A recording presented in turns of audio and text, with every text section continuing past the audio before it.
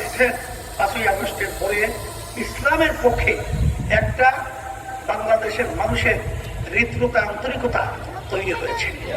এখন এটা আমাদেরকে কাজে লাগাতে হবে না?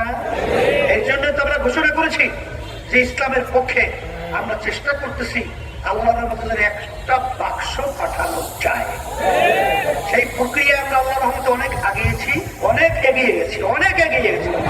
এখন আপনাদের সহযোগিতা থাকা লাগবে। আর কথা হলো, মার যদি খালি থাকে সেখানে আগাছা জন্মায় না, এই জমিনের ভিতরে আগাছা মাথা জাগাতে পারবে না ইনশাআল্লাহ। তখন এই জমিনে ভালো ফসল উঠবে এবং ভালো ফসল জন্মাবে।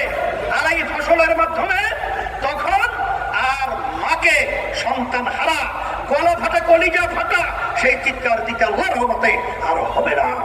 তখন গরিব দুঃখী মেহনতি মানুষগুলো তাকে ন্যায্য অধিকার ফেরত পাবে। আর বৈষম্য বাংলা জমিনের ভিতরে হবে না। এটাই হলো বাস্তবতা, এইটা হলো ইসলামের ইতিহাস, আর এটাই হলো আমাদের দাবি এবং আমাদের আশা।